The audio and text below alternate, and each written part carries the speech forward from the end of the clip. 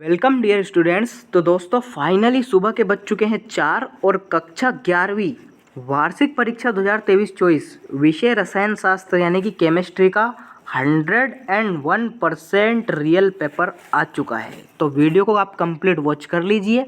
साथ ही में अगर आपने हमारे यूट्यूब चैनल को अभी तक सब्सक्राइब नहीं किया है तो यूट्यूब चैनल को सब्सक्राइब कर लीजिए। आपके बेहतर भविष्य के लिए यही यूट्यूब चैनल बनाया गया है। साथ ही में जैसे ही आपकी 11th की एग्ज़ाम होगी तो 12th का मैं शुरू करने वाला हूँ। ऑलरेडी वीडियो में बहुत बार बता चुका हूँ, तो चैनल से जुड़े रहिए। चलिए फिलहाल अपन बात करते हैं कक्षा 11वीं वार्षिक परीक्षा 2023-24 विषय केमिस्ट्री यानी कि रसायन शास्त्र का paper, Hindi and English both versions. Maximum marks 70 होने वाले हैं, तो वीडियो को आप कंप्लीट वॉच करके जाइए। 70/70 ठोक के आइए। लेकिन अगर वीडियो को वॉच नहीं करेंगे, स्किप कर देंगे, तो आपका होगा यह काम तमाम, क्योंकि आप परीक्षा में बहुत ज़्यादा रोने वाले हो। चलिए शुरू करते हैं बिना किसी टाइम को वेस्ट किए। निर्देश आप यहाँ पे देख सकते हैं, इनसे कोई मतलब ही नहीं अपने को। चलिए सही विकल्प का चयन करके आपको लिखना है। पहला क्वेश्चन क्या है, 1 मोल हाइड्रोजन परमाणु में हाइड्रोजन परमाणुओं की संख्या क्या है?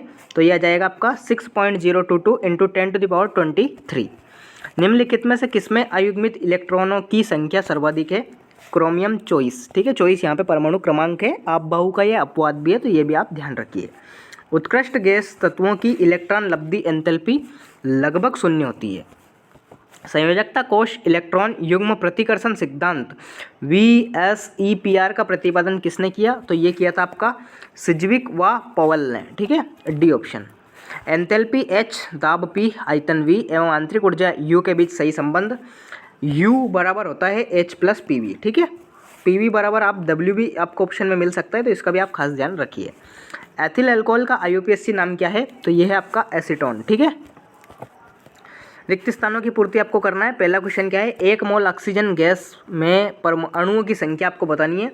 तो 6.02 × 10⁻23 यानी कि 10⁻23 फर्स्ट का आंसर यह आ जाएगा। क्रोमियम परमाणु का बाह्य इलेक्ट्रॉनिक विन्यास क्या है? तो ये होता है आपका 3d5 और 4s1। ठीक है, ये इसका राइट आंसर आ जाएगा। सर्वाधिक वैद्युत ऋणात्मक तत्व क्या है? तो ये है आपका फ्लोरीन। ठीक है, फ्लोरीन जो कि एक हैलोजन है। ठीक है, F इसका परमाणु क्रमांक 9 होता है। बहुत अधिक ऋणात्मक तत्व है।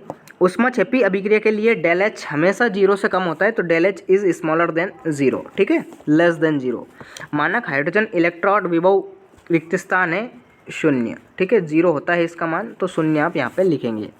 लास्ट है आपका एनिलीन का शुद्धिकरण रिक्त स्थान आसवन से किया जाता है, तो वाष्प आसवन से किया जाता है, ये वेपर आसवन से, तो वाष्प इस क्वेश्चन का करेक्ट आंसर आपका आ जाएगा, वाष्प। चलिए जी नेक्स्ट क्वेश्चन देखते हैं। सही जोड़ी आपको मिलाना है। चलिए पहला है आपका डॉल्टन। डॉल्टन को आप कैसे मैच करेंगे? डॉल्टन को आपको मैच करना है, परमाणु सिद्धांत डॉल्टन ने दिया था, तो फर्स्ट में आ जाएगा आपका ये वाला ऑप्शन। ठीक है, सी ऑप्शन। शून्य समूह की विद्युत ऋणात्मकता हमेशा ही 0 होती है, तो इसमें 0 आ जाएगा। द्विध्रुव आघूर्ण का सूत्र क्या है? E × D, ये आ जाएगा। U + PV, तो इसमें आपका आ जाएगा H। ठीक है, H बराबर होता है U + PV। इलेक्ट्रोमेरिक प्रभाव अस्थायी प्रभाव होता है, तो इस प्रकार से आपकी जोड़ी आपको मैच करना है। सत्य असत्य भी जल्दी से देख लेते हैं। सिग्मा बंध पाई बंध से दुर्बल है? नहीं, गलत बात है। सिग्मा जो बंध है आपका वो पाई बंध से कैसा है? प्रबल है। ठीक है, तो ये अगर होता तो हम सत्य कर देते, यहाँ पे दुर्बल दे रखा है, तो असत्य इस क्वेश्चन का राइट आंसर आ जाएगा। वाष्पन की ऊष्मा सदैव धनात्मक होती है, सत्य बात है। ठीक है, कार्बोनिल यौगिक नाभिक स्तरीय प्रतिस्थापन अभिक्रिया देते हैं, करेक्ट बात है, ये भी आपकी सत्य आ जाएगा। आवर्त में परमाणु वृद्धि के साथ परमाणु आकार बढ़ता है? नहीं, घटता है। ठीक है, तो यहाँ पे आपको लिखना है असत्य। ठीक है, अगर ये बढ़ता लिखा रहा है इसलिए असत्य आ जाएगा, वरना ये सत्य होता। विकर्ण संबंधित तत्वों में विद्युत ऋणात्मकता के मान लगभग समान होते हैं, फिफ्थ आपका बिल्कुल ही करेक्ट आंसर आ जाएगा। छठा है आपका, यदि किसी विलयन के pH का मान 0 हो तो वह विलयन अम्लीय होगा, सत्य है। ठीक है, सत्य आपका आ जाएगा। चलिए डी ब्रोगली समीकरण क्या है? एक शब्द में उत्तर वाले पे आ चुके हैं हम। डी ब्रोगली समीकरण है आपकी लैम्बडा = H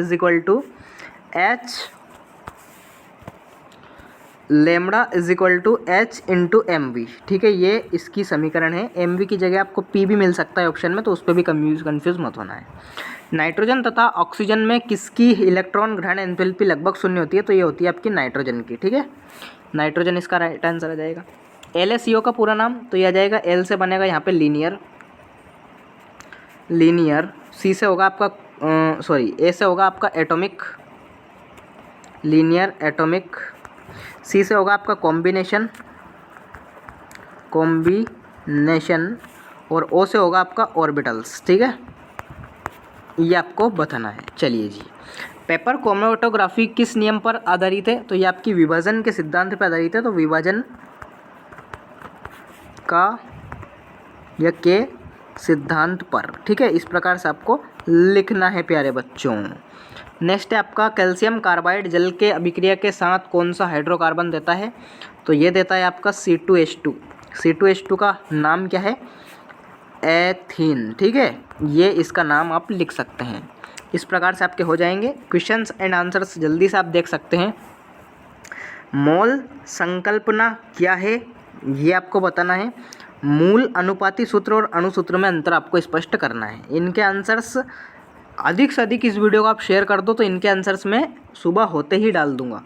सीमांत अभिकर्मक को परिभाषित करना है। एवोगाद्रो नियम क्या है, ये आपको बताना है।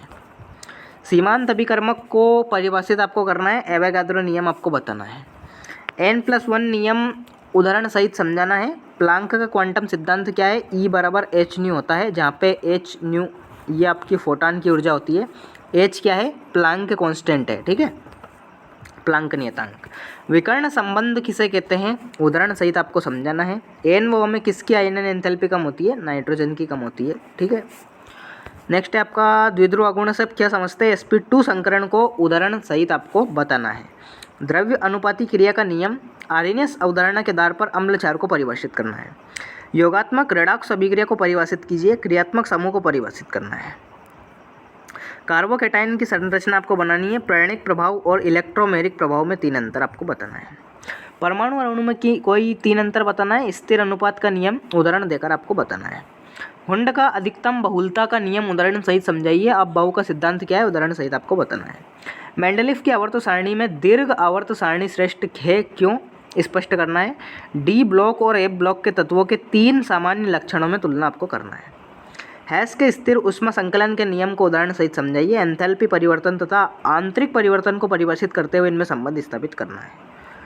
आयनन ऊर्जा क्या है? आयनन ऊर्जा को प्रभावित करने वाले कारकों को समझाइए। कक्ष एवं कक्षक में 4 अंतर आपको बताना है। समावयवता किसे कहते हैं? स्थान समावयवता एवं क्रियात्मक समावयवता को उदाहरण सहित आपको बताना है। IUPAC नाम लिखना है। मार्च gas, iodoform, acetone, glycerol. Ethylene बनाने की प्रयोगशाला विधि का निम्न बिंदुओं के आधार पर वर्णन। संयंत्र का चित्र आपको बनाना है। अभिक्रिया का समीकरण, विधि का वर्णन अथवा वाला देख सकते हैं। निम्नलिखित पर संक्षिप्त टिप्पणी लिखना है। मुक्त मूलक कार्बोकैटायन। ठीक है, चलिए तो प्रश्न 1 से प्रश्न 20 तक मैंने आपको पूरा का पूरा सॉल्यूशन आपको इसमें दे दिया है। अगर फिर भी आपको कोई डाउट हो तो वीडियो के कमेंट सेक्शन में आप ज़रूर बताइए। साथ ही में चैनल को अधिक से अधिक सब्सक्राइब कर लीजिए, अधिक से अधिक मात्रा में, ताकि ऐसे ही वीडियो की नोटिफिकेशन सबसे पहले आपको मिल जाएगी। मिलते हैं नेक्स्ट वीडियो में, तब तक के लिए टाटा बाय बाय, जय हिंद, वंदे मातरम।